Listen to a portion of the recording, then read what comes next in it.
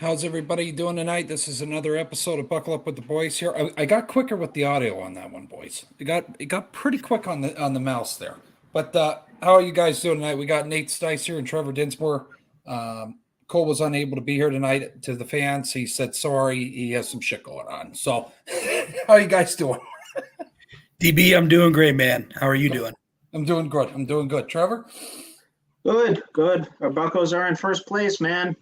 For now. For now. It helps that they're in the most garbage division, but Right. is what it is. And the Cardinals are 13 games below again. So today's a good day. Fucking right, buddy. Fucking right. But yeah, we got a lot to touch on here tonight. We got the NFL, NBA, and MLB. So there's just one thing to lead us off here with the NFL.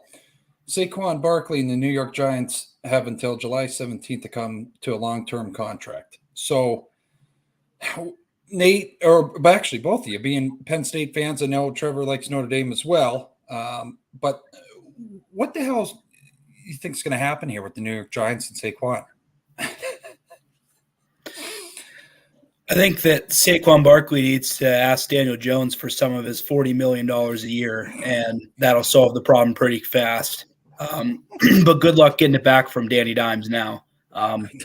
We knew when that contract was signed that there was very likely a scenario in which Saquon Barkley was going to be gone, or they were going to have to finagle a lot of bonuses and take a huge, hit in some way, whether it be on defense, their line again, which their line was horrible for the first few years of his career.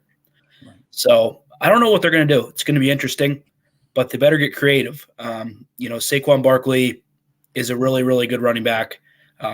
I truly believe he's a generational talent. There's not many running backs like him in the league. But this is also becoming a league in which it's running back by committee. And I think the Giants are going to let him go, to be honest with you. I don't see a scenario where they're going to bring him back for the amount of money that he wants. He's up in his late 20s. Yeah. This is a league in which the running back position is very expendable. A lot of these guys don't play till they're 30 or play well into their 30s anymore. So it's a shame because, I don't want to blame it on Daniel Jones, but I certainly think that did not help his case. So I don't know how Trevor feels. Right. It doesn't help that they have Darren Waller on their books now. I know they wanted to get Danny Dimes some more weapons, but I think it's fair to say that Darren Waller is past his prime at this point. He might have a couple of good years left, but anyway, he's going to take up around $14 million, $15 million, and a $17 million cap hit over the next 3 years. That is money that could have easily gone to Saquon as well. And I think it should have gone to Saquon, obviously, like you said, Nate, instead of Danny Dimes. $40 million a year. He's not worth half that, in my opinion. But I don't know. That's just the way it is. QBs get paid in this league. That's how it goes. QBs get paid, and running backs, with the running back by committee trend that we're headed towards, they're not going to get paid nearly as much as superstar running backs of, just very recently too. Your Adrian Petersons, those caliber of guys that got, big long-term deals. They're not going to happen for running backs anymore. I guess part of it is they're trying to extend the shelf life of running backs, which makes sense to me. Usually with a running back, you got until their age 30 season, which if you're lucky, you're getting 7 or 8 good years out of them. Mm-hmm.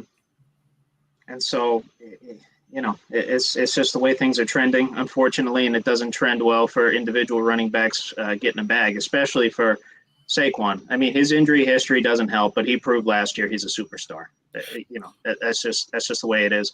Obviously, Nate and I, we knew that at Penn State. We watched him in person. We knew this guy was going to be pretty fucking good. And guess what? He is. So it's a shame. It really is. I hope he goes somewhere and gets his bag, but I'm worried that Dalvin Cook is going to run into the similar situation. He's going to want to go somewhere and get paid, and it's not going to happen. And this is a trend. This is nothing new. It's just not just Saquon. This is just one of the Pennsylvania and relevant examples in our lives, with us being Penn State fans and, fans of Saquon Barkley, like you said, Dalvin Cook, Alvin Kamara is facing this too. They got Williams down there and with New Orleans now, Jamal Williams. He's a very, very good back. He's younger, a little bit cheaper, coming off his best season as a pro. I think he led the league in rushing touchdowns last year with the Lions. They think he's going to have a pretty special impact down there. And I think he will too. Melvin Gordon, he's another one. Like, he just had a terrible year last year, Jesus. So that's another guy. Like, he's not even that old, but in running back years, he really is. And, he might not never get another chance. And Ezekiel Elliott, I know that Ezekiel Elliott was overpaid. There's no denying that, but he truly had a good impact on the Cowboys. He was a touchdown machine. He really opened the floor for Pollard to run better. I truly believe that, that he helped Tony Pollard have some openings that he wouldn't have had if he was the running back one just by himself. But Ezekiel Elliott, still in his 20s, I believe, or barely 30, and he's having trouble getting signed too. It's just the nature of the beast right now. It's crazy. So nothing unique for Saquon. Just happens to be a little bit unique of a situation because his quarterback got so much money, and then they traded for one more weapon that took up another, what'd you say, 17 million. So there goes almost 60 million right there that they could have split up a little bit to Saquon. But if you're those guys, do you do that to maybe win? I don't really think that happens today as much. They're not all Brady that took pay cuts for 100 years to do it. So, well, I guess, and here's the other thing too, I guess, to add to it, Trevor, I don't know if you saw this either. He could be franchise tagged at 10.1 mil. Right. I don't want Saquon. I have nothing bad to say about him as a human and as an athlete. I mean, all around, and he gives back to the communities. And example here, they're interviewing him at his youth football camp. The reporter says you could just sit out. Do you think he does that? You think he sits out on him instead of leaving? No. Okay. No, I don't think so. I think he's too much of a professional. I think this is the time to try to sit out and make the message clear. Right. I understand it's getting closer to the season and it's the summer workouts and stuff, but this is the time to do it. A lot of folks sit out during the preseason and have gone into the season, but I don't think Saquon would do that. I really think the Giants in that locker room believe that they could win a Super Bowl. I'm very high on the Giants. I really am. And Trevor knows this. I talk about the Giants regularly, that I really like their team. They have a very cheap receiving core that's talented. They have a all-pro at tight end. They have, a lot of people don't like Jones, but he's getting better. He's an emerging tight end in Brian Dable's system. He's an emerging quarterback rather. In Dable's system, they find ways to make it work with these big physical athletes that can run the football and, stuff like that. And they have a good defense. And they have a division that I think everybody around them got worse. The Eagles got worse. They lost a ton of players. The Cowboys, I think, got worse, if not stayed the same. In Washington, they're about the same. Not worse. Yeah. So I really like the Giants. The Giants are going to have a second place schedule. I think they have a good shot. So going back to Barkley, I think he'll make the message now. I think he'll play this year. And I think that might be it for him in New York. I really do. Okay. And then, next year up on the list here, boys, is Von Miller, talked to reporters this week. I believe at one of the practices or something here, in regards to, they asked him how he's feeling. Do you think he comes back next season here in the preseason, a couple months away here, and he's full 100%, or you think he's going to lose a little bit of his speed with the ACL injury? I think it's hard not to. Mid-30s. Right. Yeah. And it's not like he wouldn't, retire tomorrow and not be in the Hall of Fame. I think he makes it. I think that's a pretty clear-cut deal at this point in his career. He has nothing left to prove to anybody. But knowing how competitive he is, knowing what type of competitor he is, he's obviously going to want to come back. Even if he has to take a reserve role on that team, if it means he gets to chase another ring, I think he would absolutely come back. ACLs are tricky. Some guys come back with those with flying colors. Some guys come back with those and their careers are never the same. I don't know how it's going to be with Von. Like you said, he's 35, 34, and 30s.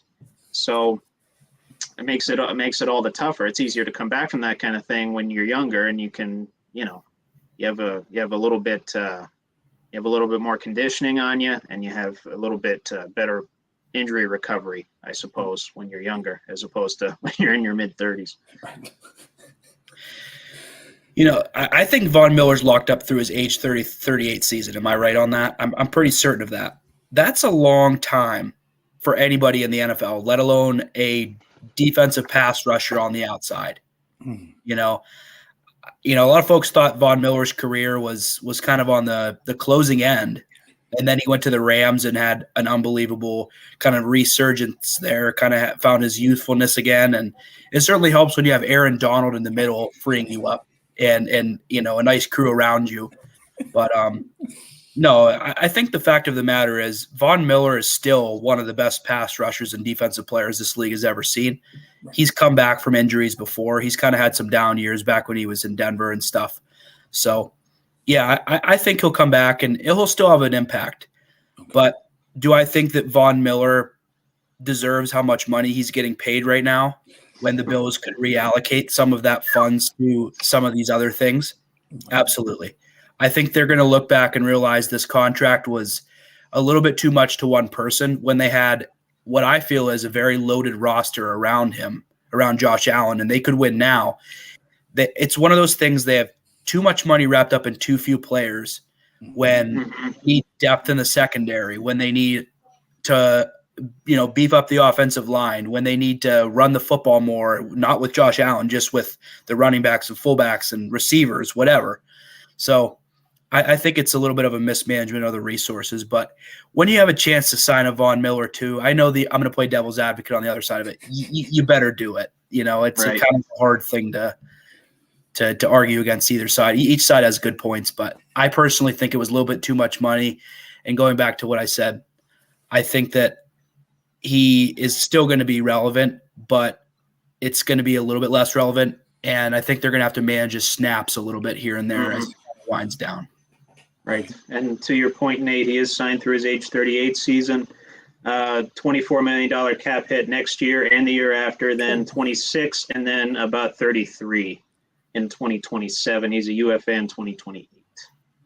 Jesus Christ. If he's not out of the league by 2028, then that's a miracle. I mean, this guy's body's crap. He plays a crazy position that not many folks played at 38 and 39. No. He's not a quarterback or a kicker or a punter. Right. I mean, the Bills are just going to kind of have this veteran leadership guy for $32 million.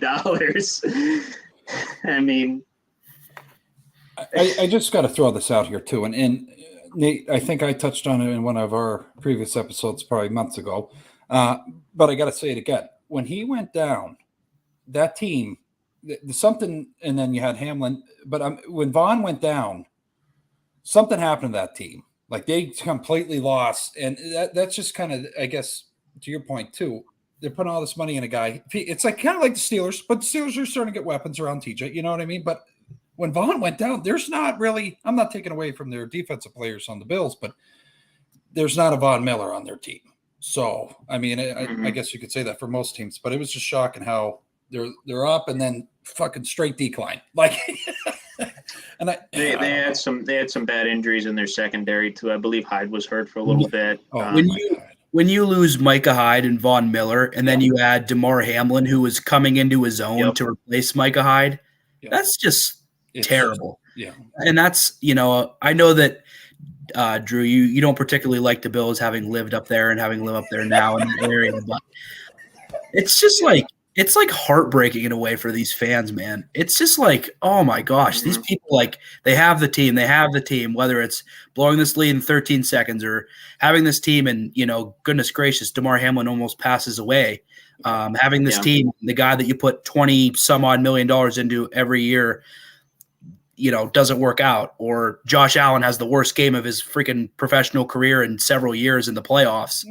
Like, just nothing goes right for these folks. It's just crazy. And I keep buying into the hype, and I get disappointed even if I'm a Steelers fan for them. It's just brutal. I have to say this, living up there, just going through the season, it's just like, they're pumped. They're playing the Bill's Mafia song in the offices, okay? And then, but seriously, when that Vaughn went down and Hamlin, everybody just seemed sad. Just everywhere he went, like the Bills are, they are. They're the heartbeat of the city, and hopefully they get them a championship because they got to stop smashing those fucking tables. Because I told you in previous episodes, they're going to get scoliosis. You can't do that preseason games. That's off limits. You don't need to fucking smash table. You just dive into it with your shoulder, then you screw your shoulder and your collarbone up instead of your back. But anyway, some good news with the Bills. Damar Hamlin is back at practice as of last week. So it's very, very good to see that. Yeah, that was fantastic news. It's unbelievable how quickly this guy's come back. I mean, I just can't even believe it. Thank goodness, that he's back to doing what he loves. I couldn't blame the guy if he played a snap again either. Either way, whatever he would have decided to do, I think is, commendable for sure. But, it's very commendable to get back out there and go like, I'm ready to go. I'll do it again. And I mean, that's just unbelievable to me. Yeah. So, but I will say the Bills' window of opportunity, it's shrinking. So they better get this ring pretty dang soon, or they're going to have to wait till they get some draft picks and kind of build that way. And by that time, Josh Allen's at the, waning years of his career, I'd think, before they can kind of get back there, or they're really, really, really going to have to get lucky. But I think this is their best chance to do it right now. You're right. So just to swing on to things here, we're talking very high of the Bills. Now we're going to try to bring them down just a little bit. Naturally. Josh Allen was now on the cover of Madden NFL 24. So how do you guys feel about that? I got a whole list here of curses. I think this is probably the worst time. Maybe some people are like, Drew, shut the hell up. That makes no fucking sense. And I know there's a Bills fan watching or will watch this episode and say, you shut the fuck up. It's our time right now, motherfucker. But I'm going to be honest with you. There is a curse. So would you want to be on the cover? I mean, Josh is excited, but what do you think here, Nate? Good time for him to get on there? Or? I'll tell you what, Josh Allen is having some times here. Whether it's, the breakup of his longtime girlfriend for this, stunning new California girl, whether it's this Madden curse talk, whether it's Stephon Diggs being pissed off at him potentially. There's a lot of questions about Josh Allen right now. And, man, I really root for the guy. I really, really like him. I really do. He was an underdog, had to go to junior college, went to the University of Wyoming. Some people didn't even think he was worth a first-round pick. And, I mean, gosh, he's MVP material virtually every season for the last few years here. And to lead the city of Buffalo the way he has with, I think mostly done really good things, both at quarterback, but also in the community. It's a lot to carry for a person. But yeah, back to the Madden curse. It's real. There's been a lot of folks that have been on the demise kind of ever since then.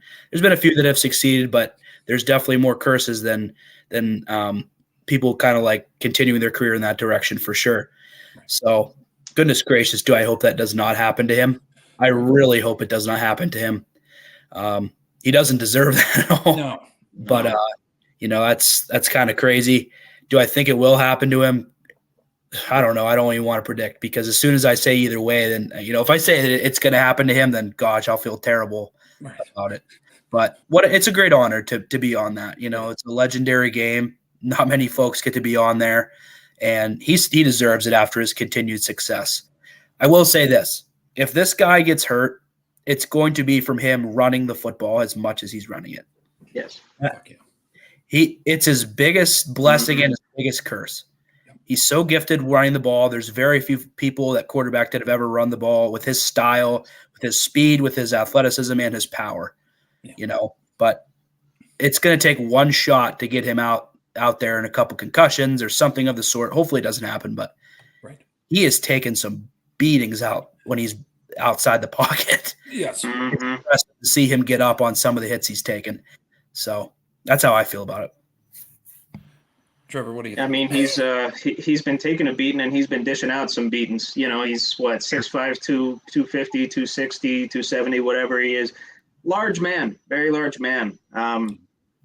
yeah. Anyway, obviously, congratulations to him. It's that signifies you as currently one of the better players in the National Football League, which also means you're making millions and millions and millions of dollars, which must be nice, right? Must be good to throw. Must be nice to be good at throwing a football. But yeah, Madden Curse, absolutely real. I remember the first game I ever bought had Vince Young on it. And that was one of the best examples probably of the Madden Curse. That, and I'd say Peyton Hillis are up there for me. I did not buy Madden 12. I think I bought Madden 11, which had Drew Brees on the cover. Obviously, he was one of the non-victims, thankfully.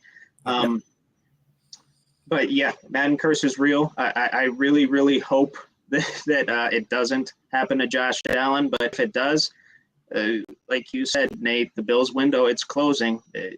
That could just absolutely shut it and lock it if Josh Allen has an injury or regresses or whatever.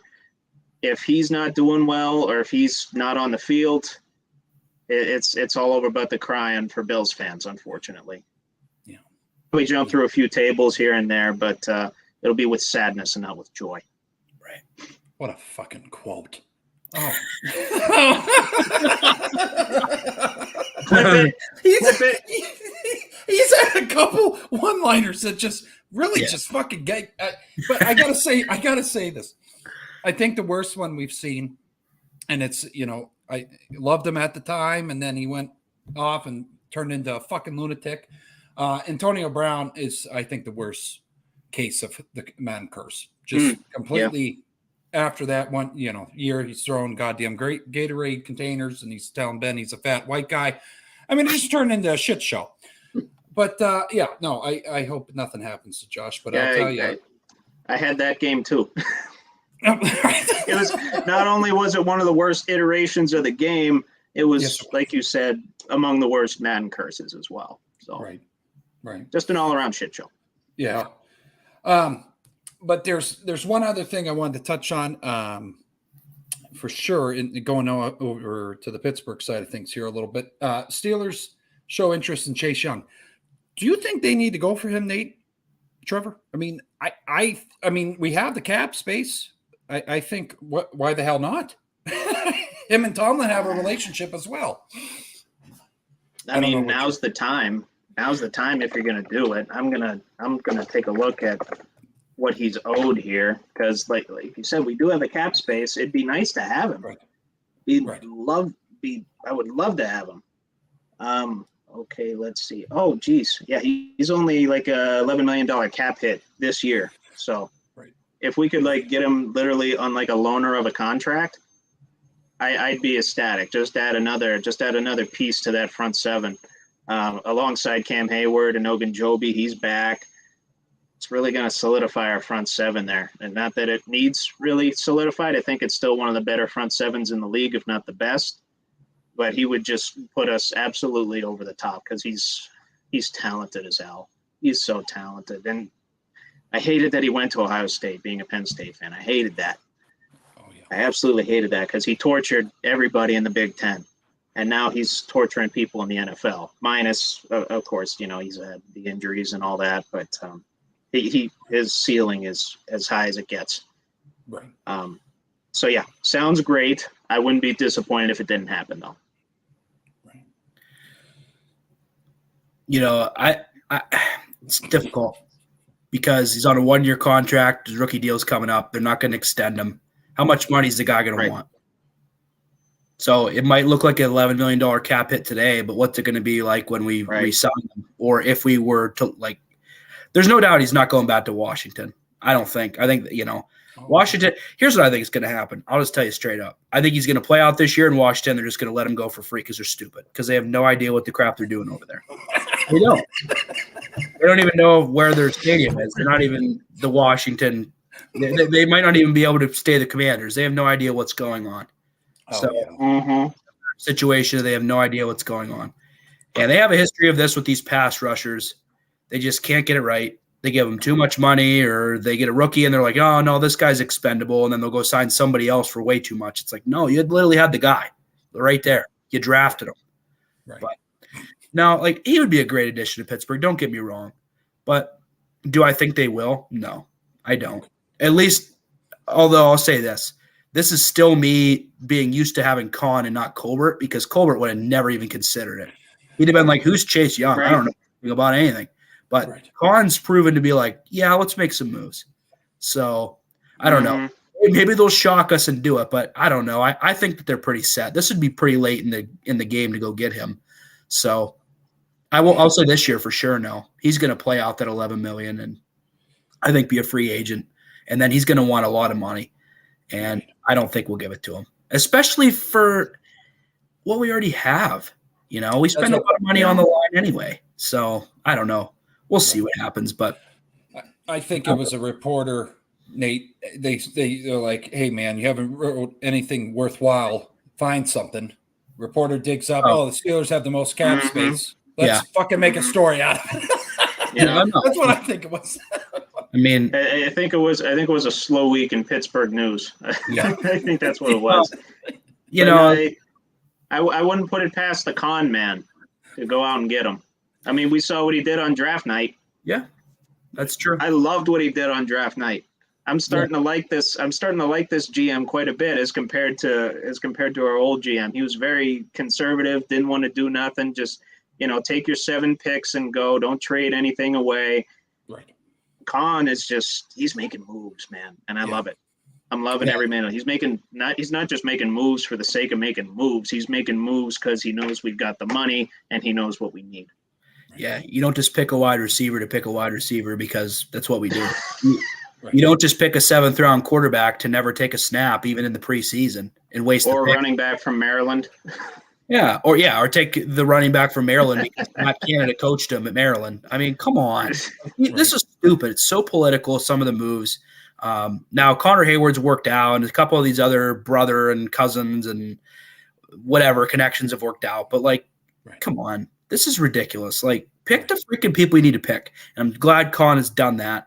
And, of course, one happened to be a relative this year, but I still think that was a good pick for once. Yeah. Relative connections and stuff. Oh, yeah. No, this guy's doing a good job. I trust him, and his drafting was fantastic. He crossed off all the needs, I think. Even the tight end pick at the time, I was like, what are we doing? And then I saw him. I was like, okay, all right, that was a good idea. So Nate, you did the same thing I did. We were both questioning it on draft night, but then we saw his tape and we're like, oh, he can do that. Yep. Oh, he's big. He's speedy, and he's 6'5". He can go up and catch. He's got some of the best hands I've ever seen on a tight end. Tight end prospect, I should say. And he blocks like crazy. Yeah. So good job, Con. Very good. Good work. Other news, I was trying to make sure I don't butcher his name. Trevor, if I butcher his name, please tell me I'm wrong, okay? Okay. If anybody hasn't seen the news, it's a very sad day in Pittsburgh. Stan Savran, is that?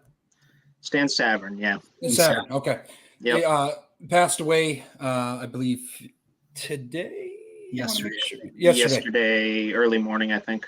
Yesterday, early morning, Pittsburgh broadcaster. He's the most notable fucking commentator of Pittsburgh sports. And, I'm going to miss really fucking hearing his voice. I mean, when you hear Steeler games, you think about this guy, you know what I mean? So, I don't know. It's another loss. We lost Franco. We lose him now. I just hope there's no more fucking deaths in the steel curtain there. So, but our thoughts and prayers are with his family.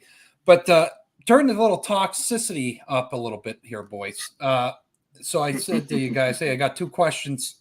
I didn't tell you what the questions were. So the most overrated player of all time in an NFL that everybody loves, that they talk about. Ooh, okay. I got one that's going to maybe piss you 2 off because I believe he is a PA boy, but that's just, I'm going to throw it out there. But who wants to go first on that? I could start it off if you want me to. Yeah, I'm going to need some thought. Okay. Now, I mean this in the nicest way. He's just been generational.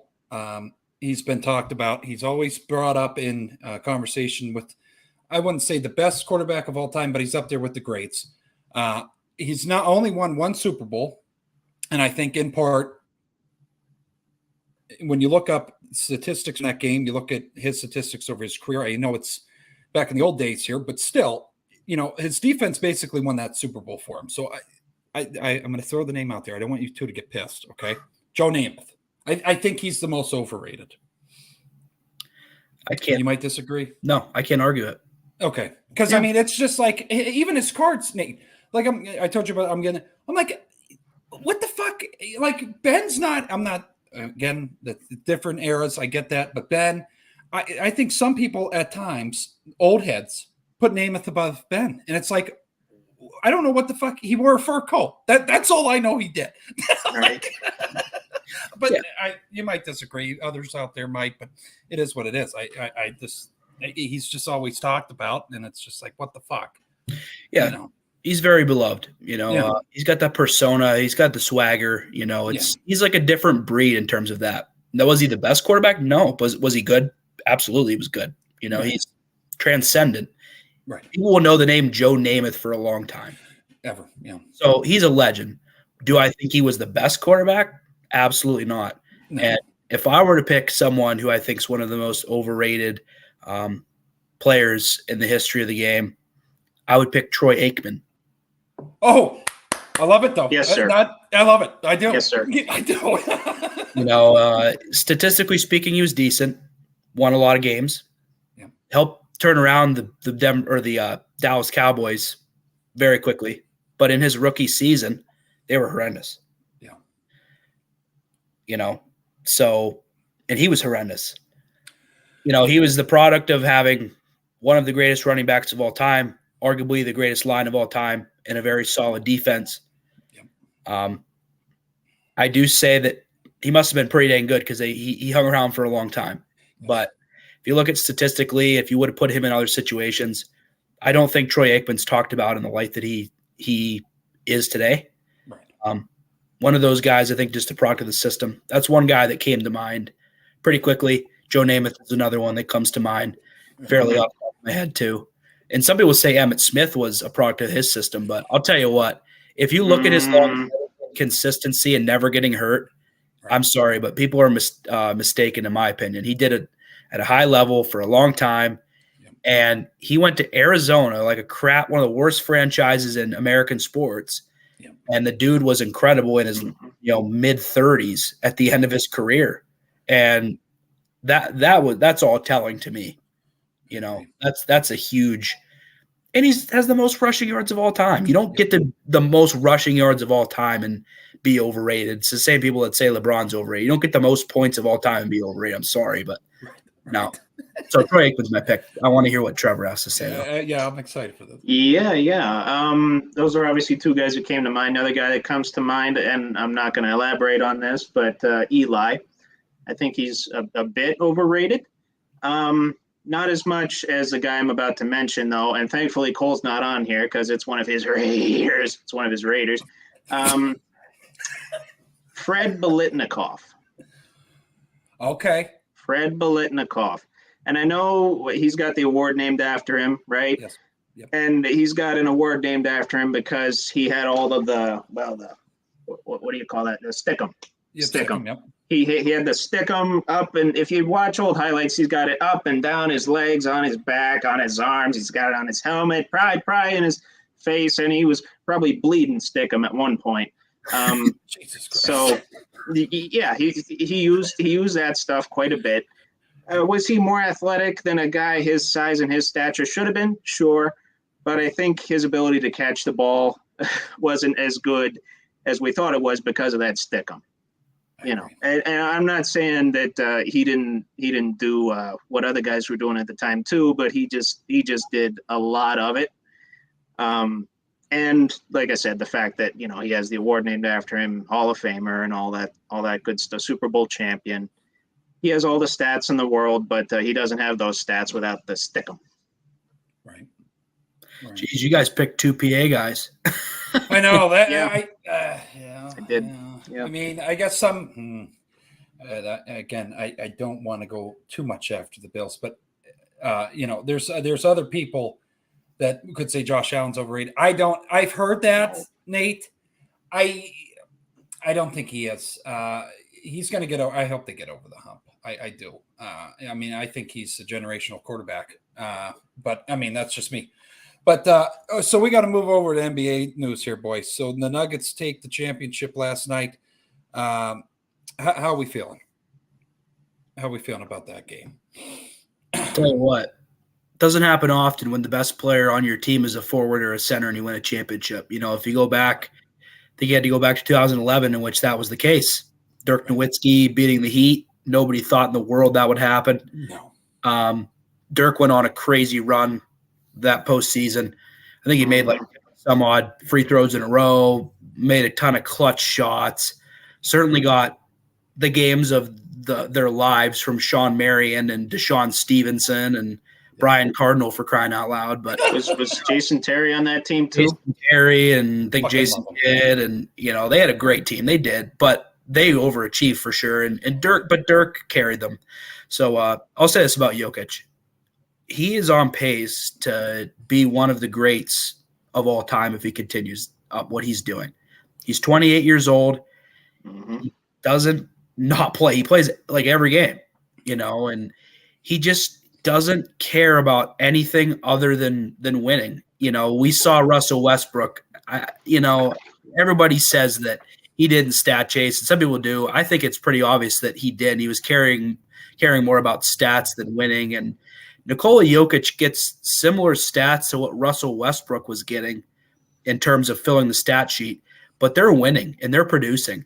And, on paper, Russ played on some better teams than I think this Nuggets team. But, Oh God, yeah.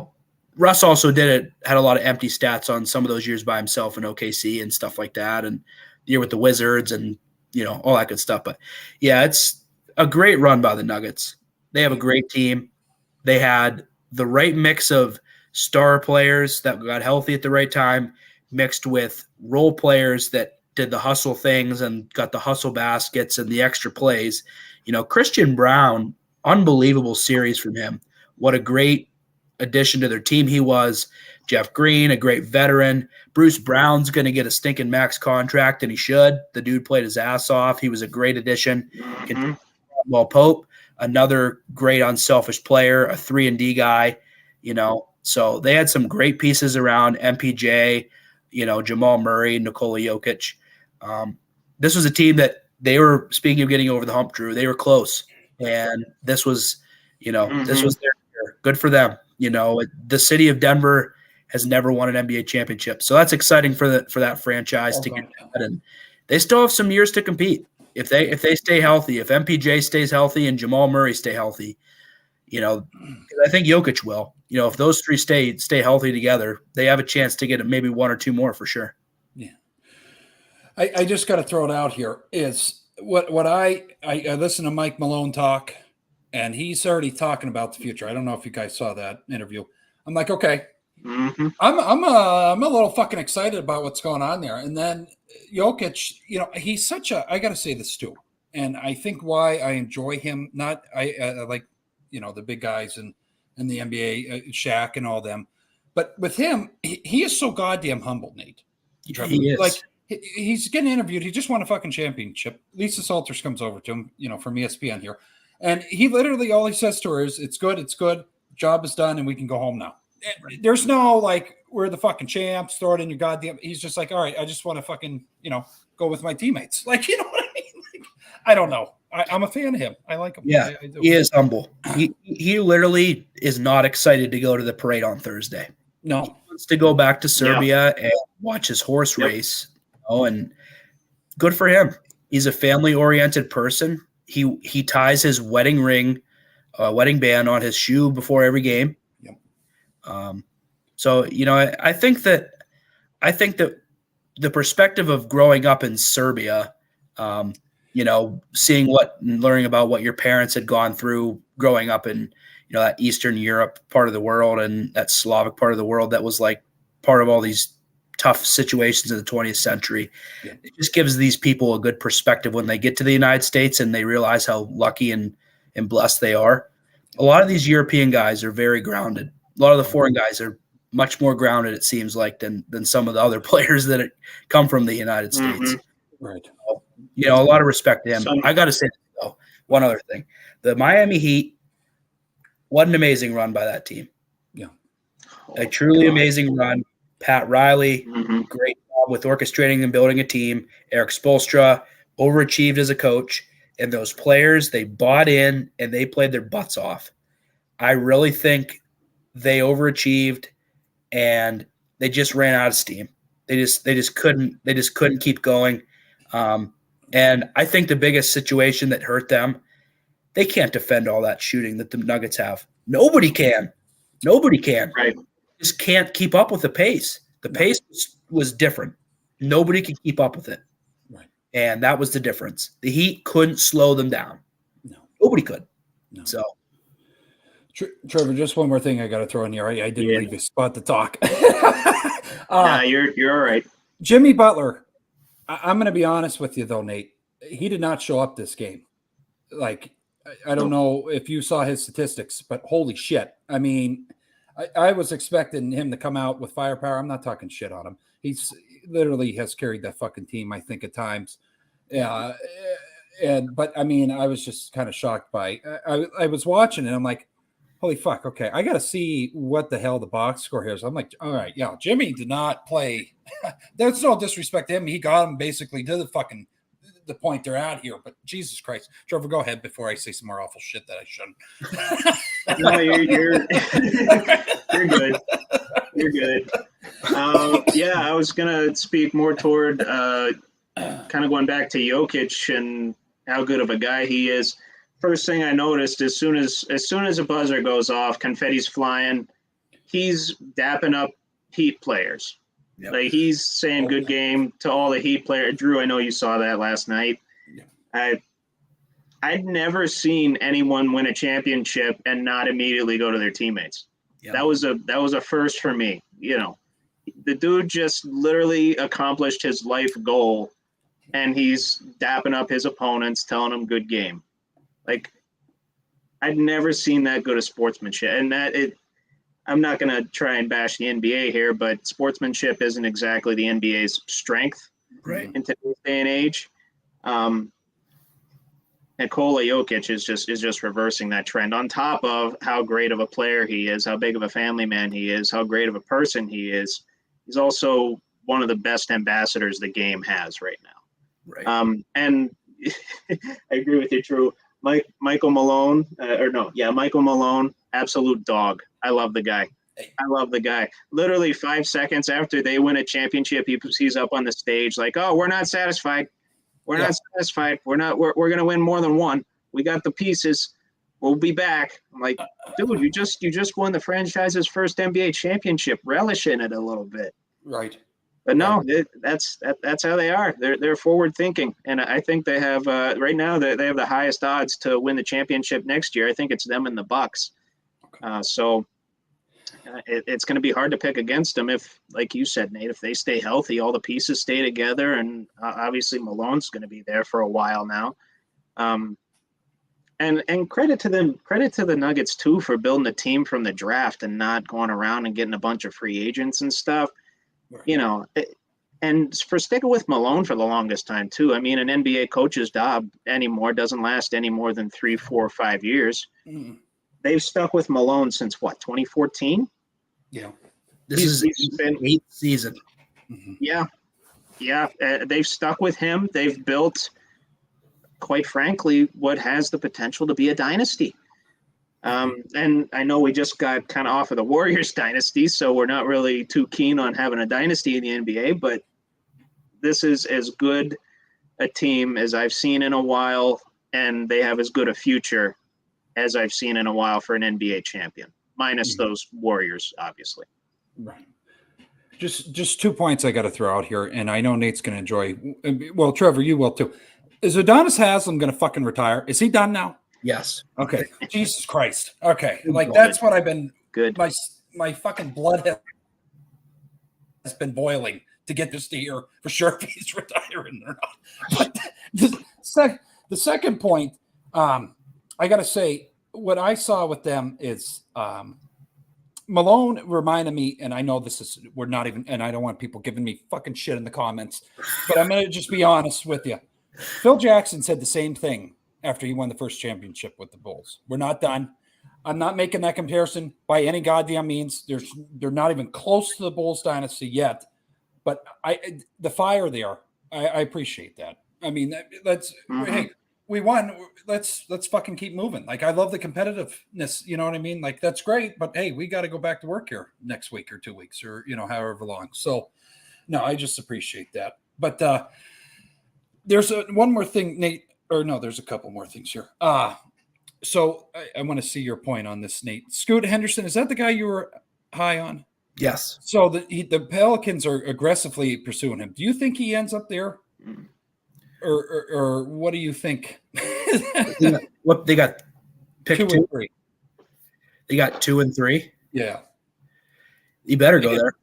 Yeah, they could trade. Well, sorry, hope to trade up to either 2 or 3.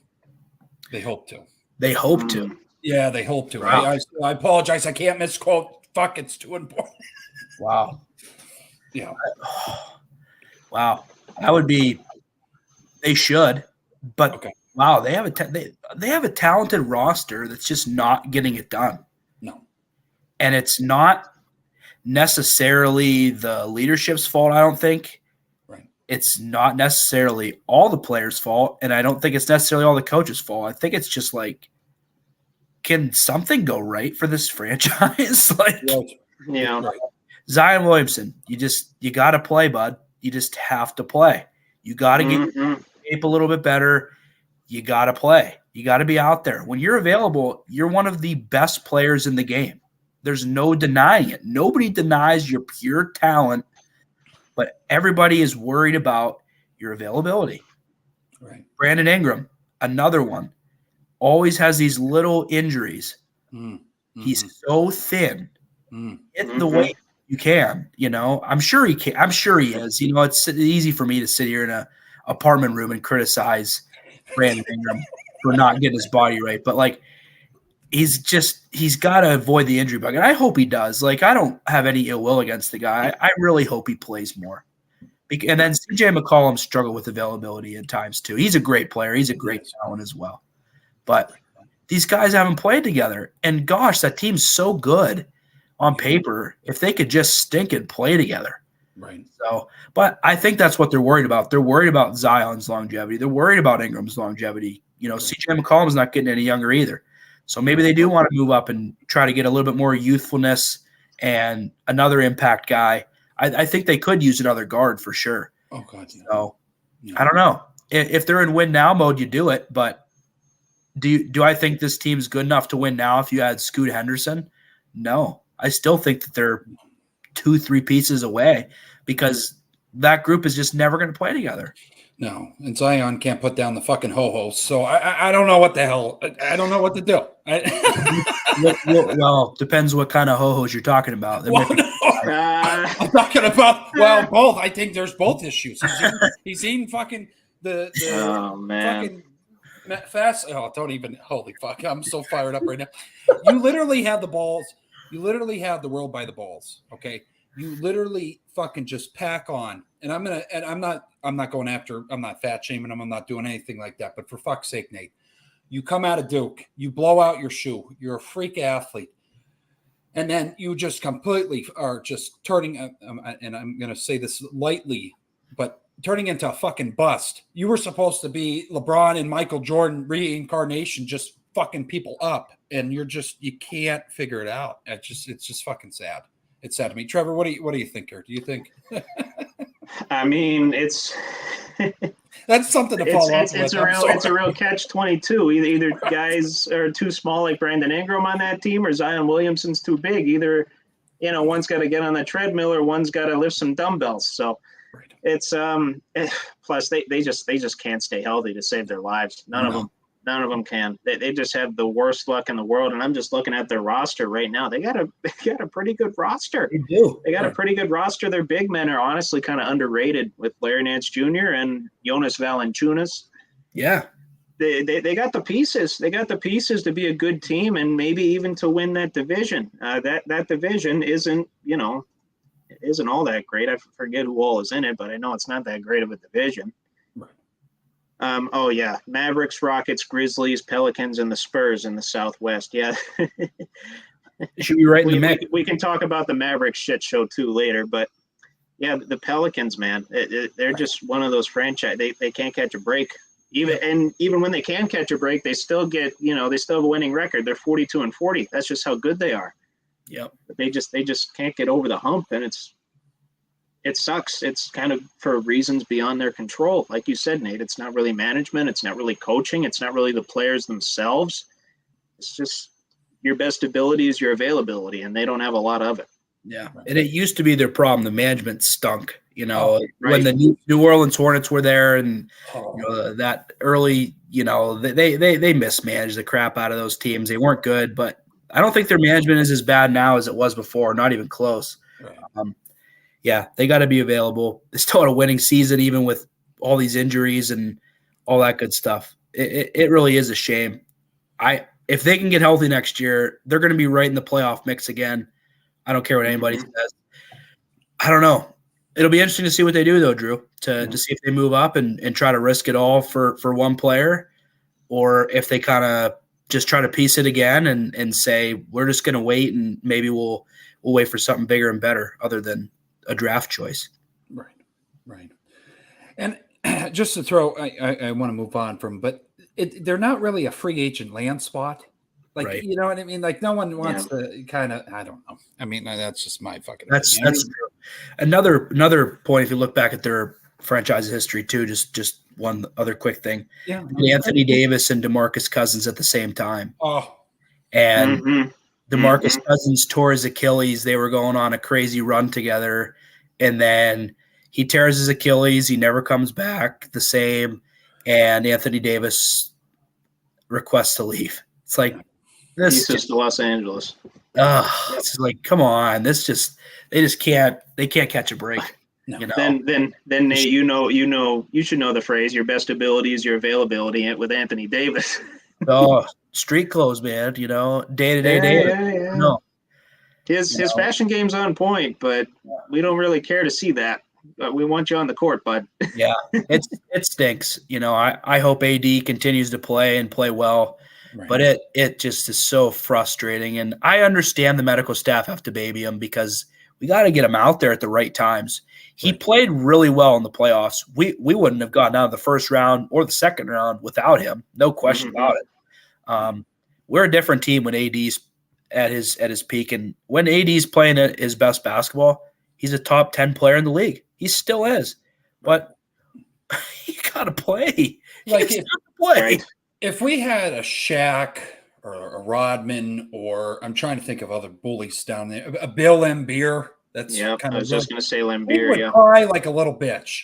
I mean, he'd crumble. I mean, so soft as fucking lukewarm fucking butter. That's how he is sometimes. But listen, again, I'm sitting in a desk chair at a desk. I can go ahead and attack him all I want. But seriously, though, Nate, we need Anthony Davis on the fucking court. I mean, that's just how it is. But one other guy, maybe not a household name, but I just enjoy watching his career blossom from Wichita State to now the NBA. Fred VanVleet has declined his $22.8 million player option with Toronto Raptors. I think he is the dark horse, hell of a pickup in free agency here, that if teams need a decent maybe point guard or guard, I mean, do you see him where any landing spots? I don't know how, if you're familiar with him, I'm guessing, you know what I mean? Oh yeah. One of the best college players over the last decade. Yeah. I mean, helped take Wichita State to the Final Four and #1 seed a different year. And, it's a shame what's happened to that program since some of those guys have left. Their coach got in all sorts of trouble, which is horrible. Yeah. And, the transfer portal is going to hurt at Wichita State and all that stuff's, to it. Go back to VanVleet, NBA champion player, I believe undrafted guy, making a crap ton of money. The Lakers are one of the destinations that they think is very possible for him. Although every free agent they say is going to the Lakers. Ever. But no, like truly, yeah. Fred VanVleet and Chris Paul and D'Angelo Russell, anybody that can run the one and play off the ball is possible to go to the Lakers. Just anybody that can run the point. I mean, Kyrie Irving is still on the table, even though they say it's not. You never know. Because last summer we said, oh, Kyrie Irving is going to get traded. He's going to get traded. Kevin Durant wants traded. He wants traded. They don't get traded. And then 5 months later, they're like, we both want traded. And then they trade both of them. So who the heck knows what will happen with this stuff? The Rockets, they want everybody and their brother to come play for the Rockets because they can't have Jalen Green and Kevin Porter Jr. continuing to score 25 points a game and losing by 30 because they don't play any defense down there. Right. So that's another destination that makes somewhat of sense for some of these guys.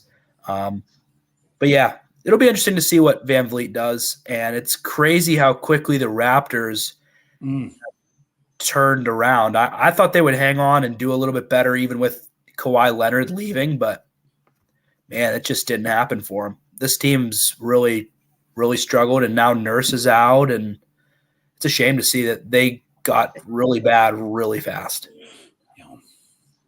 Trevor, what do you think? Yeah, I'm glad Nurse ended up where he did. I'll just say sure. that. Wow. Yeah.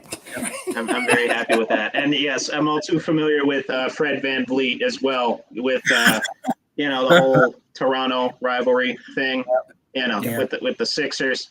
I'd love for him to come to Philadelphia, but that would mean James Harden would probably leave. It's a real catch-22 for me. I think Philadelphia would be a decent landing spot, obviously with the Nick Nurse connection.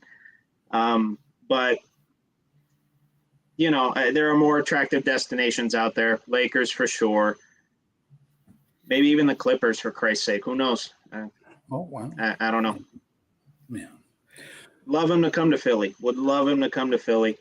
We already have a good guard rotation as it is, but the more guards, the merrier in today's league.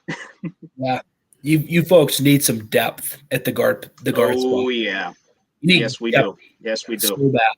So bad there. He'd be a good one to get. Yes we do.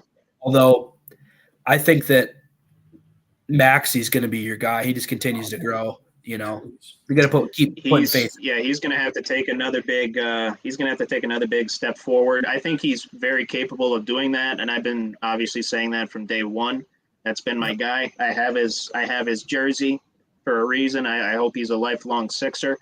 And yeah, he's going to have to be the secondary guy. It's not going to be Harden anymore, I don't think.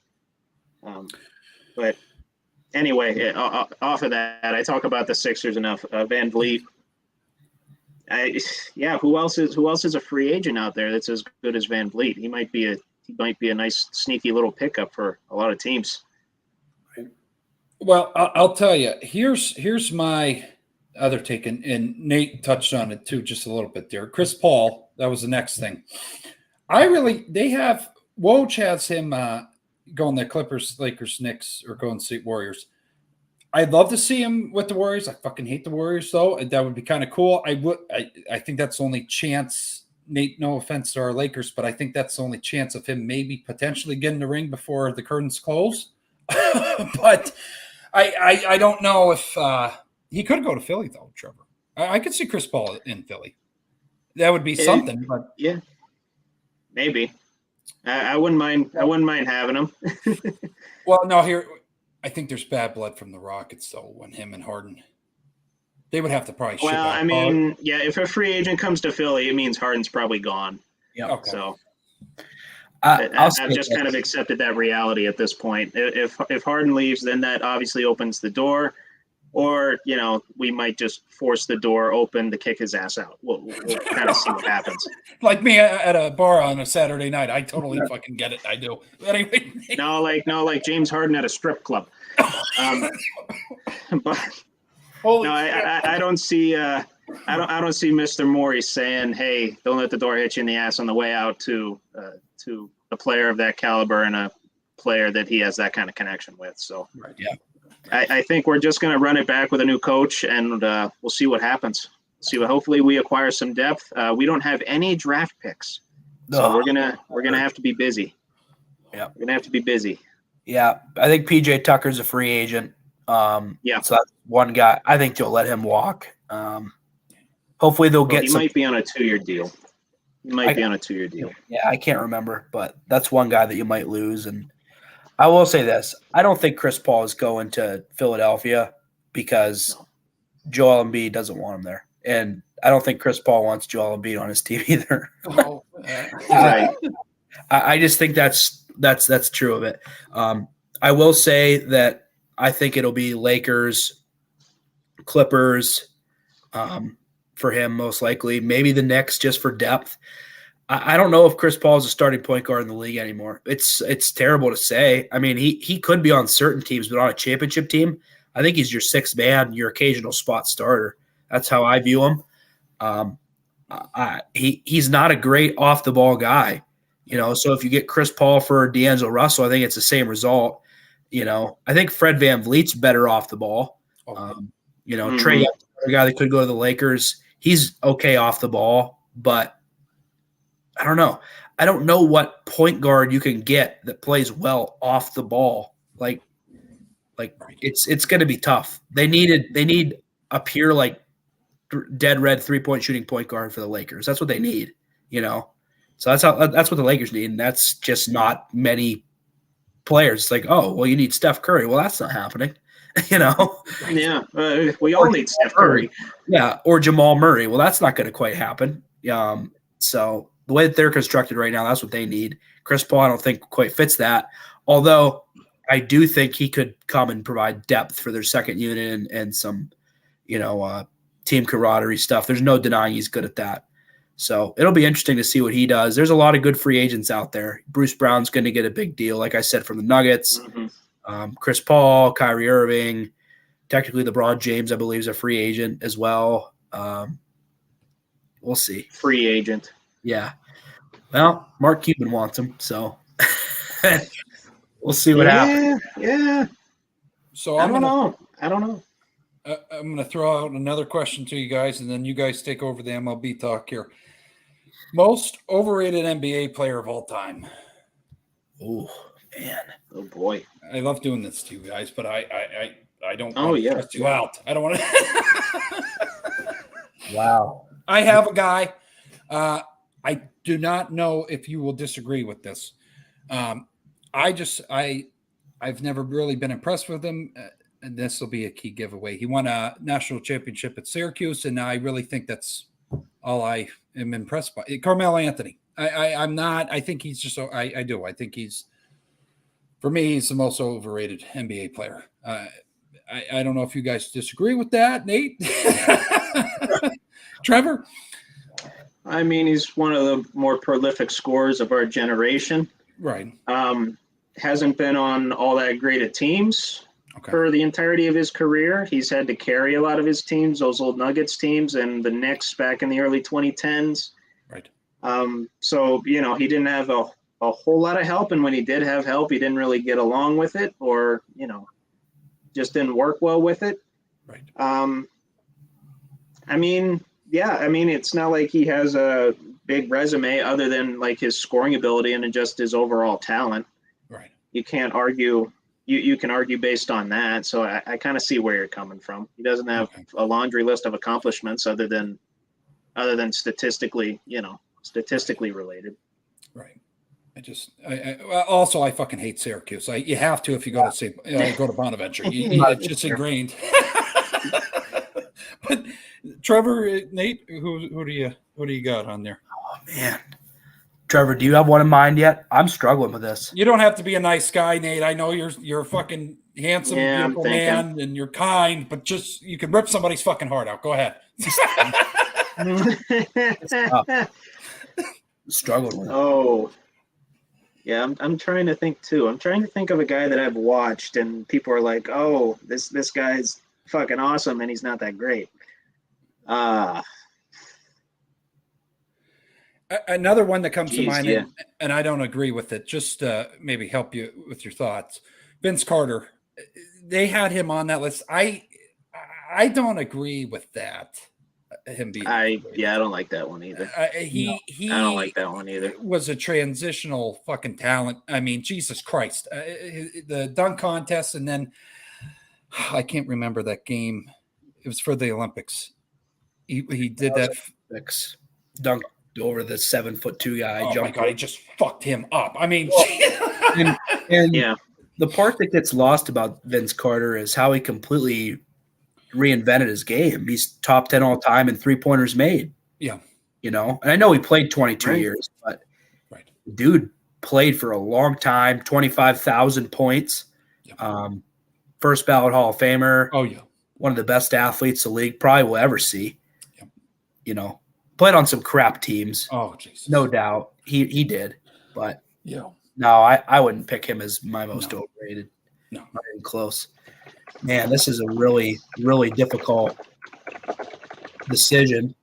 If I were to pick somebody, I would probably pick Karl Malone. You know, he's a top 5 power forward of all time. Right. But it certainly helps when you have the best assist man of all time on your team. Right. And arguably the top 5. Well, he's not arguably a top 5 coach. He is a top few coach of all time in Sloan. Right. You know, he was the mailman for a reason. He ton of points, ton of free throws, Right. but couldn't get it done. I don't think he quite has the numbers if he doesn't have John Stockton along the way. Oh God. No. Karl Malone's not also known for being a great human being either. Oh. So, Mm. You know, he's done that stuff. Yeah. So I'll say Karl Malone. I think that a lot of his was spoon-fed offense, although he scored a crap ton of points. Oh yeah. You know, there's no denying that. So, Right.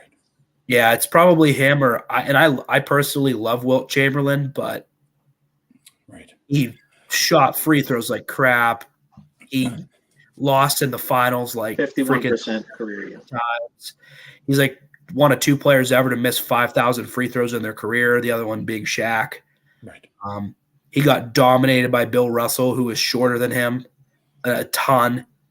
But then you look at like some of the crazy numbers he put up. Yeah. Played 48 and a half minutes per game in a season because they played so many overtime games. He played more minutes on average than there are minutes in a regular season regulation game. He led the league in assists, his rebound numbers, block shot numbers, points. Ridiculous. But no, I think Karl Malone would be first. And if I had to pick somebody else, it'd be probably Wilt Chamberlain just because he couldn't win. He couldn't get it done. Got dominated by Bill Russell a lot. I just got to throw this out here right before Trevor. The thing that a lot of people knock Wilt for, and no, God bless his soul, Bill Russell. I'm not going after either of them. Well, both of them are deceased. God bless both of them. But what I'm saying, back then, those guys that they were facing, Nate, they had fucking second jobs. Like this is not today. But I still, I think back. Would they be dominant today? I don't know. I don't know. It's hard to know because they played differently. Right. Like Wilt Chamberlain was such a gifted athlete. I think that Wilt Chamberlain had the athleticism and skills to start shooting threes. Yep. It's just you don't know. I mean, if you look at what Wilt Chamberlain did, he arguably invented like the fadeaway jump shot. Like, you know, he invented all kinds of different shots. So yeah, it's hard to know. It's really hard to project, but he was so gifted. He was, I think he was just beyond his years. Like he was born in the wrong era. I'd love to see him play today and see like how the different schemes would suit him. Because I think there's no doubt that someone would have gotten with him and said, no, you're going to handle the ball. You're going to make free throws and you're going to shoot threes and you're going to run pick and roll and pick and pop while doing it too. Cause he was that talented of an athlete, professional volleyball player, you know, 200,000 women. Yeah, he loved he loved to have the couple. Yeah, he loved to have the sex. There was no doubt. I just wanted to get Nate not, to say that. Definitely not overrated in that regard. No, apparently not. Apparently, yeah, not. I'm still on average, it's like 4. right. You do the math. It's 4 women a day. That's just It's fucking nuts. But Trevor, who do you got as your or most overrated? I don't want to turn this into the Maury show. Holy fuck. Right. All right. Holy shit. Oh, who's I gonna? Oh, no, I got it. And I think this guy, you know, I might be beating a dead horse here, but Derek Fisher, he wasn't really that good. I agree. He was a winner. He was a winner, good leader. He just didn't do a whole lot for me. And part of that is, you know, Nate attacked one of my Sixers. I got to attack one of his Lakers. So, yeah, Derek Fisher immediately comes to mind in terms of most overrated players that people, you know, talk about in a high regard. Obviously, they do that because he did win a lot. He won however many playoff games. His cumulative playoff stats are among the top 10 pretty much across the board. But I don't know. I just don't remember him being that good and being a guy that carries a team or anything like that. So, well, I'll tell you too. He lost all my respect when he went after Vanessa Bryant after Kobe died. You're a fucking scumbag. Okay, that was your teammate, you piece of shit. And Derek, I know you probably don't watch this podcast, but if it ever circulates to you, I just wanted to tell you, fuck you, because that really burned me. Like, what the fuck? Like, I mean, Jesus, it was. I think there was reports made. It was 6 to 8 months after. I mean, he's not even fucking decomposing yet, and you're already hitting on his wife. You sick fuck. Anyways, yeah. Go on to baseball. Yeah, I will say this about Derek Fisher. He played his role very well. I think he had the second most playoff wins of all time, which I know that's a product of the system. The Lakers won a ton of playoff games for his career. Oh, yeah. And then I think he went to Utah and OKC, and they were both in the playoff races too, so won a few games there. But Derek Fisher played his role well. He locked up guards, he hit three-pointers, and he dished the ball out. He didn't turn it over. That was his role. But that's a fair assessment, Trevor. And by the way, Wilt played for the free Philadelphia Warriors, not the Sixers. And Philadelphia. It's a Philadelphia-based team. Relax. You know, here's a fun thing, though, about that. He actually and Nate, you're more of both of you are more historian. Is it true that where the Giant Center is in Hershey, those were the grounds where he scored 100 points? Or am I completely off on that? It was in Hershey. I don't know exactly where. Okay. I think it was at that arena. Okay. There's all kinds of weird stuff with that game. Like, there's no film. Some people say the stats were screwy. Yep. You know, ball went missing. What's that? The ball went missing. Yeah, like a lot of the folks that like were at the game were sketchy about stuff, and now everybody's dead that was there for the most part. And like, I don't know. I like to believe it happened.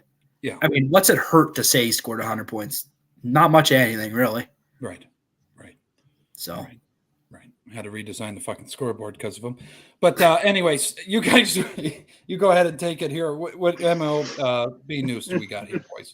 So just as everybody expected, the Oakland A's won 6 games in a row. You know, can't even tank right. The Athletics fans are planning a reverse boycott of packing the stadium to show that it's not their fault that the team sucks. It has nothing to do with the fan support. It has everything to do with these owners not wanting to be in Oakland. And I'll be honest, I'm on the side of both of them in certain ways. It's a business. The businesses have to go where the money is. There's no money coming to Oakland, California. There's just not. I'm sorry for those folks. I hope your city gets turned around someday. I'm not thinking it's going to happen, but I hope it does for your sake, for your entertainment's sake, and for the sake of, you know, the longevity of the city. So I understand why you're frustrated, because all your teams are leaving, but going to Las Vegas is more desirable for businesses. So they got to do what they got to do. And also, just as everybody expected, the Arizona Diamondbacks have the best record in the National League. What? You know, I just can't believe that. You know, it's crazy because coming into this season, you know, I believe their highest paid player, or one of them, was Madison Bumgarner, who's not even on the team anymore.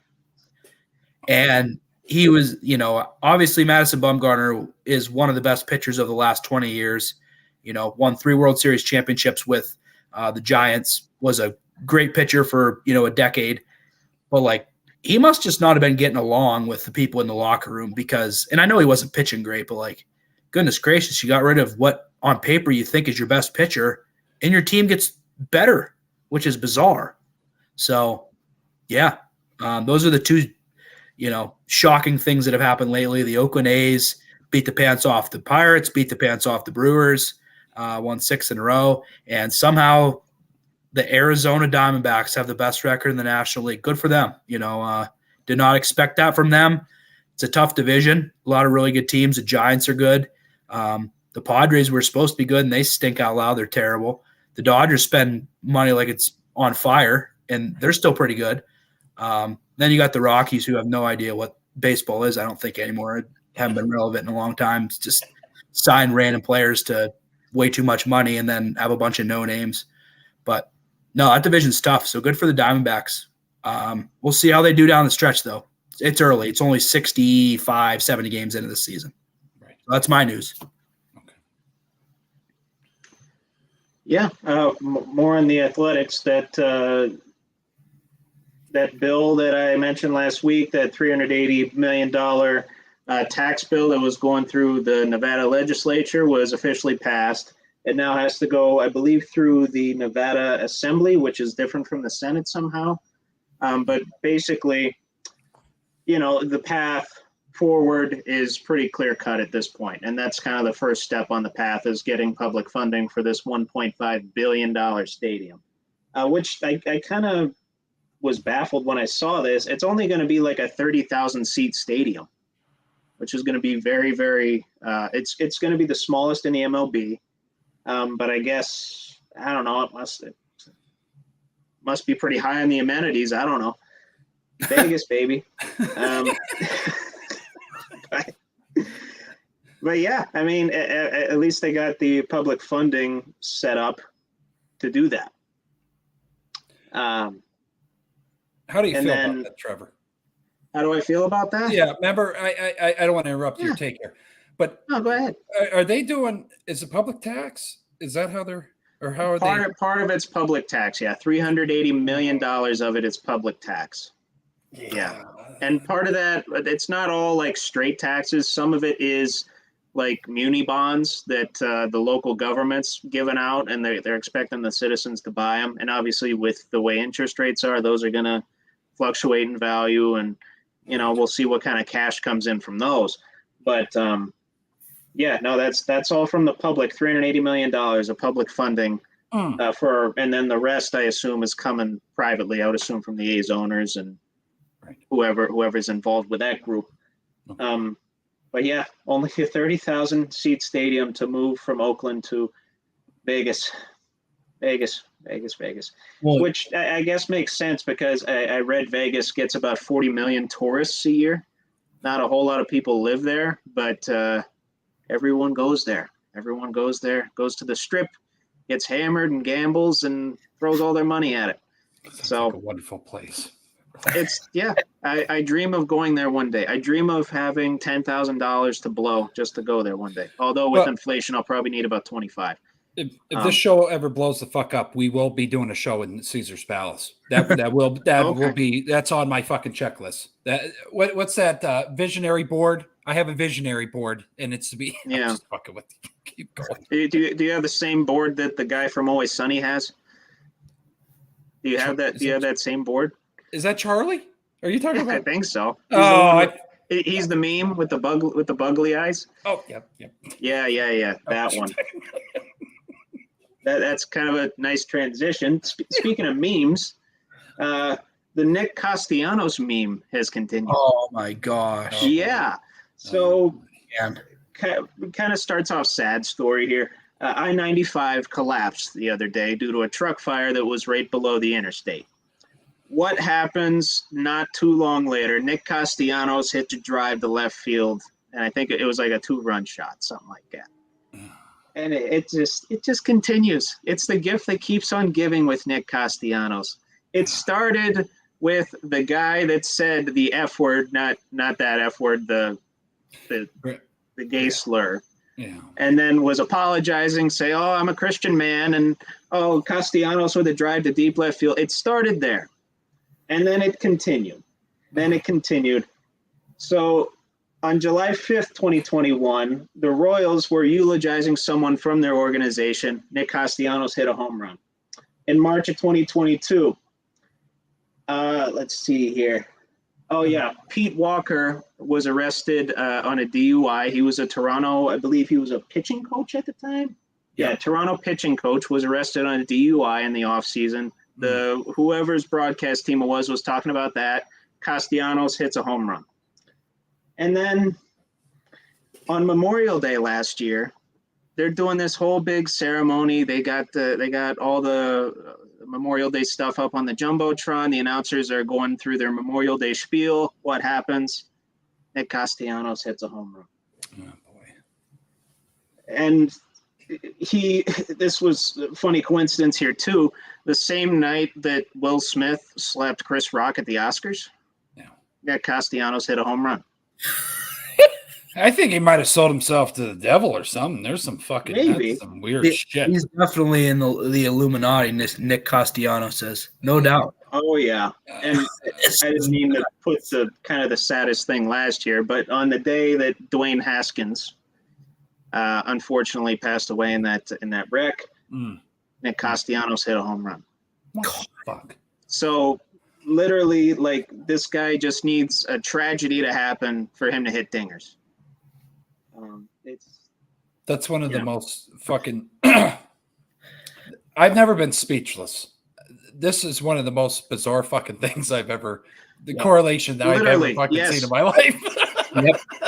I will send you guys the video. There's literally a whole 10-minute compilation of this. There's a whole 10-minute compilation of Nick Castellanos hitting home runs in tragic times. Jesus Christ. It's bizarre. It's funny. It's sad. It brings out all the emotions. But at the end of the day, you got to laugh just because of how big a coincidence and how big of a meme it is. It is so hilarious. It is so hilarious.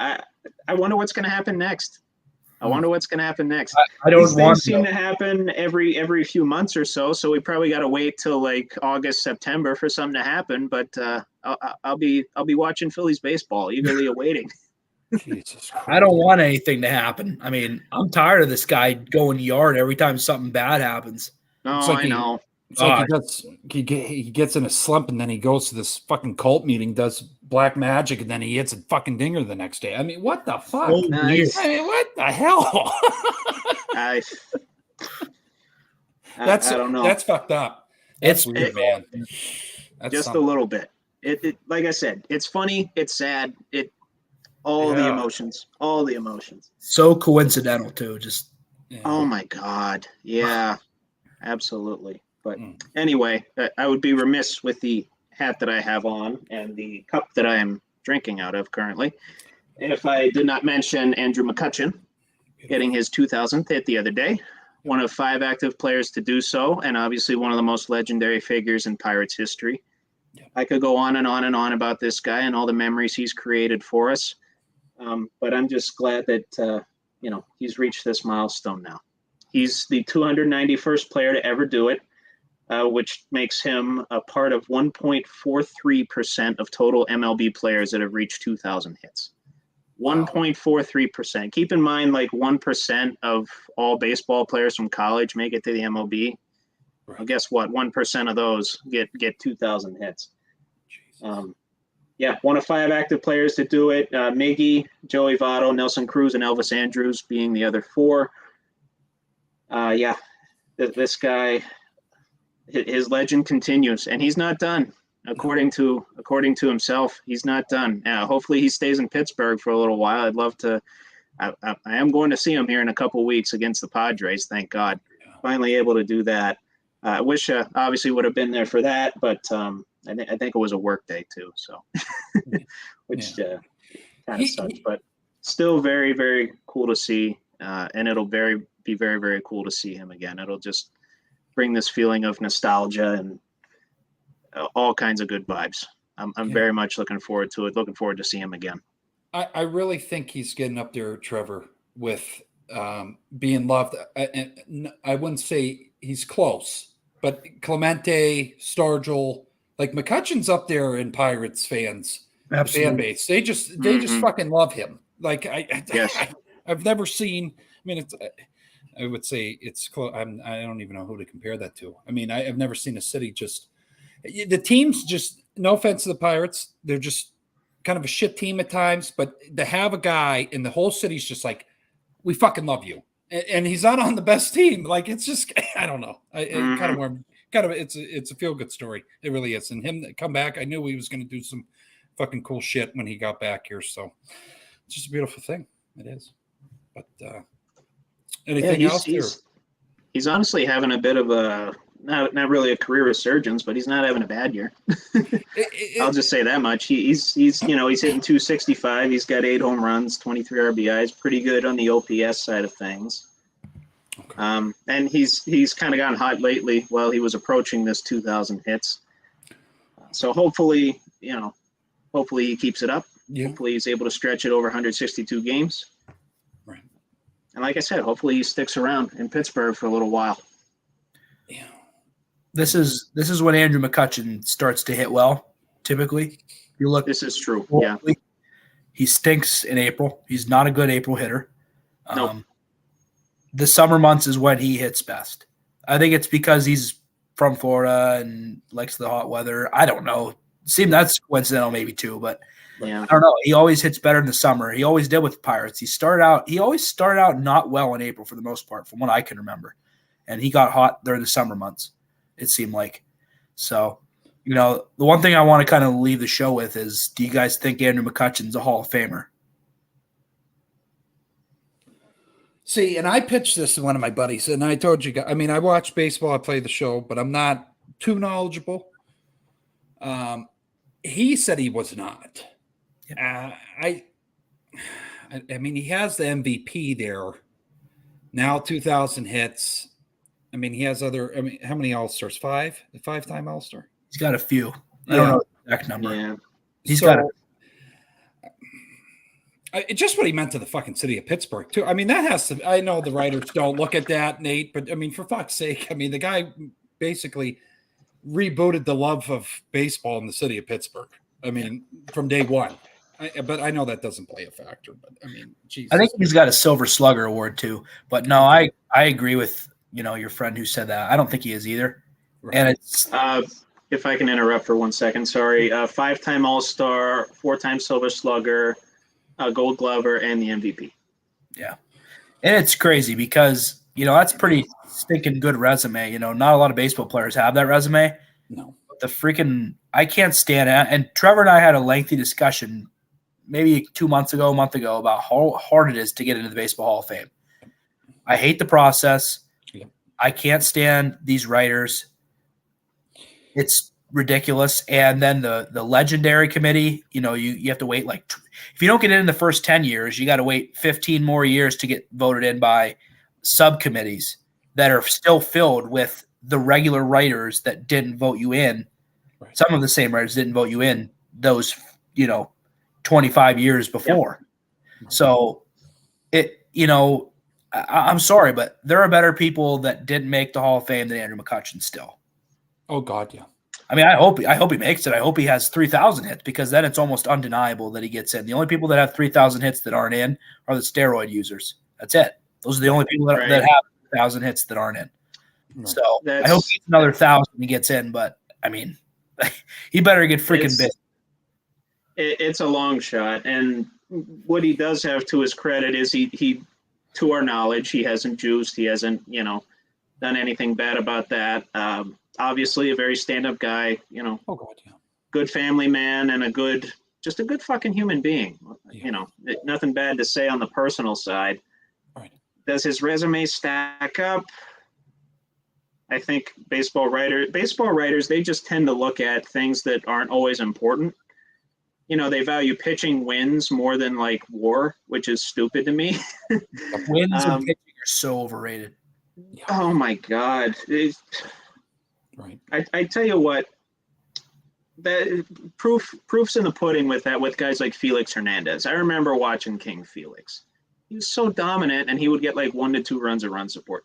But anyway, yeah, I don't know if the baseball writers are going to put him in there. They're notoriously the most Scrutiny. uptight, and I'm putting this nicely, uptight of any committee that puts anybody in any Hall of Fame.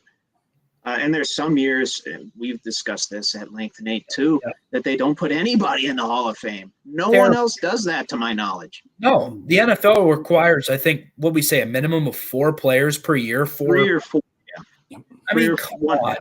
You're telling me that baseball, there's no minimum, and as far as I know, there's no other sport that is like not elected people to the Hall of Fame in a specific year. Baseball's done that, I think, twice in the last 10 years? Yeah, it's ridiculous.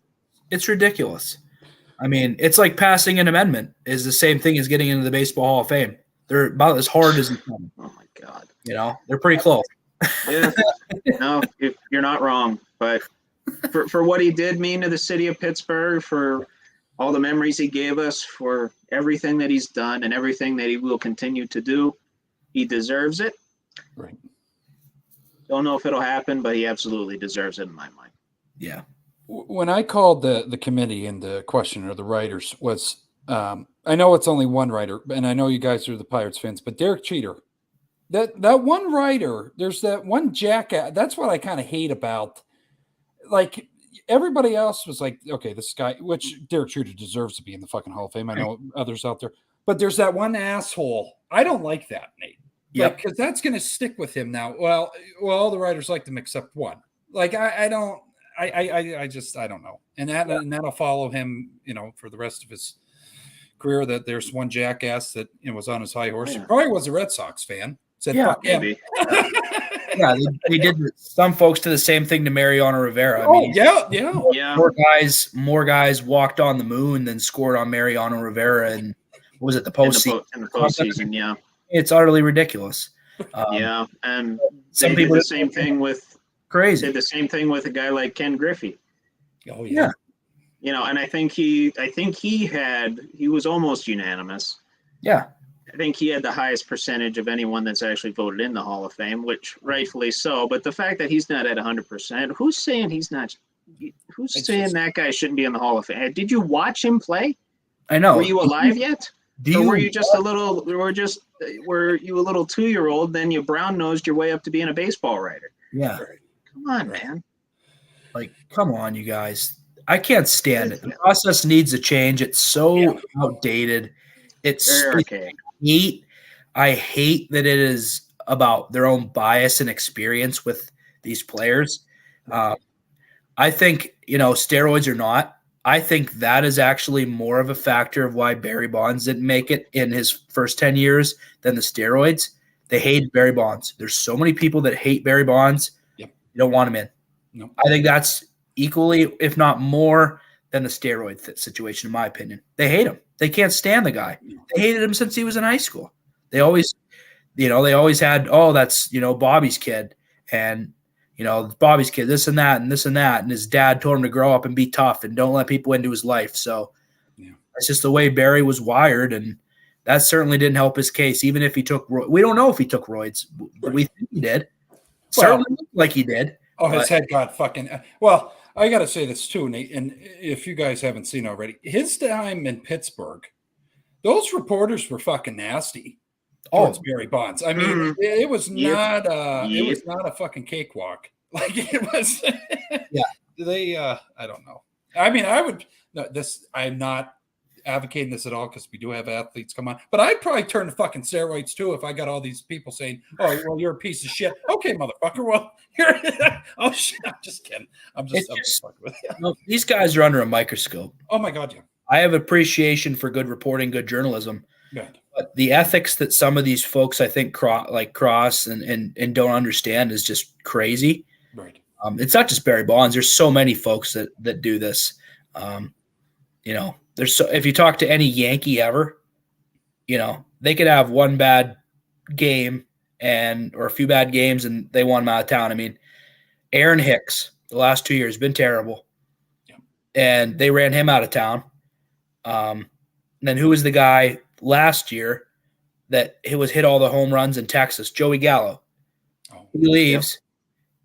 He's one of the best hitters on the Twins this year in terms of power. I mean, I understand Joey Gallo is never he's going to strike out 200 times a year no matter what. Soon as he literally just said, I need to get out of New York. I can't stand it here.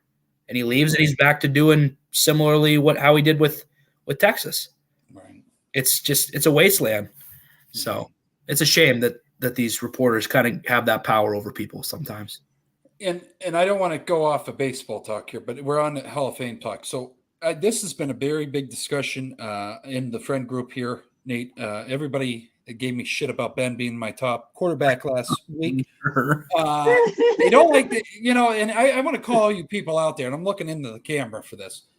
Comment on the post. They won't comment on the post. They'll text me privately and just say, you're a dumb fuck. Like, okay, well, why come on. Can you at least like the post or let's get some traffic on it? Anyways, do you think Ben's going to be in the Hall of Fame, though, in 5 years? Is he first ballot? Yeah. Yes. Okay. Because Yes. a lot of people disagree with me, and I get very fucking pissed. Who? Bills fans. Well, We got I'm sorry. Eric would hang on. probably say the same. He's not a Hall of Famer. No, he doesn't like. What are the reasons they're saying he's not a Hall of Famer? Are they bringing up the old personal stuff? Is that what they're doing? I would say that's probably playing a role, but I think a lot of people, and even Doc, watching interviews and stuff, 2004 when he came in, a lot of people say that 15-1 record year, 2005, then turned into, it was all based off the defense. There wasn't off of Ben's play because he had the lowest fucking QBR in Super Bowl game history, and they're saying all this shit. I mean, you could say that for fucking Pat Mahomes. You got Andy Reid. Like, what I mean? It's all based off a system. That's not on the guy's fault. You know what I mean? Like, I don't know. That's what I've been hearing. That's what I hear. Fans get way too individualistic when they're evaluating stuff like that. And even analysts do too. They put way too much on one guy. Yeah. It's ridiculous. There's 22 guys on the field. If you don't have those guys blocking for you, guess what? You're getting tackled. You're getting smoked. If you don't have guys running routes for you, guess what? You ain't gaining any yardage. If you don't got somebody in the backfield to hand the ball off to and bowl over some dudes, guess what? You ain't going to pound the ball on the ground. It's a team sport, man. Come on. Right. Come on. Quit focusing on what the individual did or didn't do. And Right. I don't know. Well, It just drives me nuts at people like that. People like that do that sort of thing. And literally professional journalists do that. Oh, yeah. And it drives me insane. Yeah. I mean, yes, recognize the accomplishments, have the awards and whatnot, but you got to recognize at the same time. There's 22 guys on the field at one time. Right. That's how this game works. It's a team sport. It always has been, always will be. Well, provided it doesn't become flag football, but that's another discussion for another time. If you get rid of that year that they say Drew, he's still a Hall of Fame quarterback. Oh, yeah. Whatever. Yeah. Get rid of that. Get rid of the one Super Bowl in his second year. Get rid of the whole season. He still has enough resume to get in. Oh, easily. He's got better stats than quarterbacks of all time. He still would have one other Super Bowl, various playoff appearances, Pro Bowls, All Pros, Right. passing touchdowns, all this stuff. Right. I don't know what.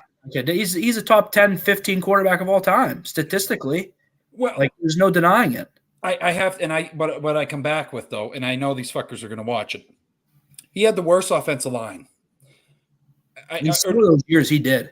I mean, some of those years, Yes, he did. not his rookie year. Yes. I mean, he had Faneca, he had Essex. I can't even think of some of the other fucking guys. Those late aughts lines weren't particularly great. I mean, holy fuck. I mean, and they're like, oh, well, he's able to pull away and, do these crazy plays. I'm like, he fucking had to. Like, they were already in the backfield. Like, he had to.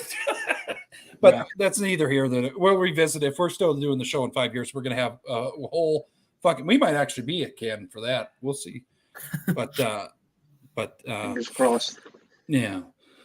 But anything else here, boys, you want to touch on tonight? Or No.